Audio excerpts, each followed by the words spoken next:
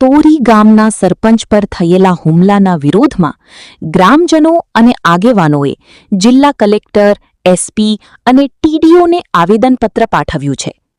આવેદનમાં હુમલાખોર સામે આઈપીસી કલમ 307 હેઠળ ગુનો નોંધી તાત્કાલિક ધરપકડ કરવાની માંગ કરવામાં આવી છે.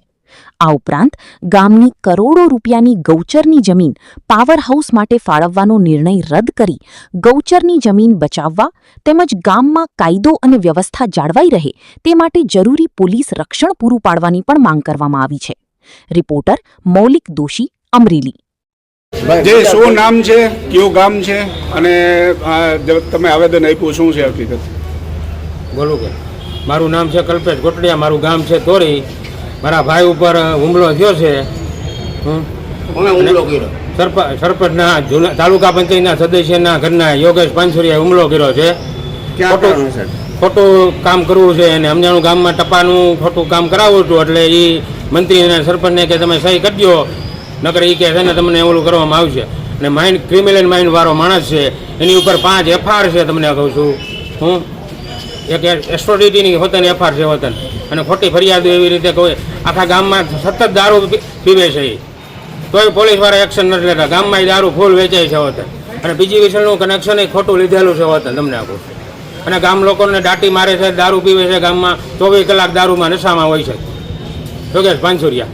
તમારા ભાઈનું નામ શું છે ને શું હોદ્દો છે એની પાસે? મારા ભાઈનું નામ છે કોટડિયા પરેશભાઈ વિનોદરાય. સરપંચનો હોદ્દો ધરાવે છે.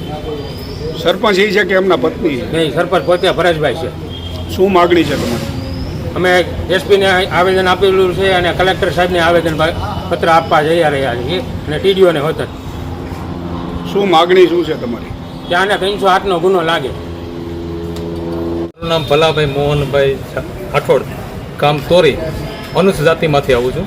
સવાલ એવો છે કે તોરી ગામે 22/7/2026ના રોજ અમારા ગામના સરપંચ શ્રી પરેશભાઈ વિનુભાઈ કોટડિયા માથે હાલના તાલુકા પંચાયતના પ્રમુખના પતિએ જે અમાનવીય રીતે અને એક હુમલો કરેલો હોય એ વાત મળતા આપણા લોકશાહી ઢબે આ લોકો રાજકીય વખ ધરાવતા હોય અને ગેરકાયદે આવી પ્રવૃત્તિ કરતા હોય તો અમારા ગામ માટે અનંદનીય કહેવાય અને બહુ નિંદનીય બાબત ગણાય કે આવી રીતે જો લોકશાહી ઢબે જો આવી રીતે કૃત્ય થશે તો અમારા સામાન્ય માણસનું શું થાય.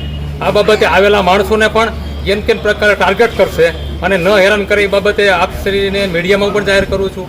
જે બાબતે એના સામે યોગ્ય પગલાં લેવાય એવી અમારી માગણી સાથે આવેદનપત્ર આપ્યું છે.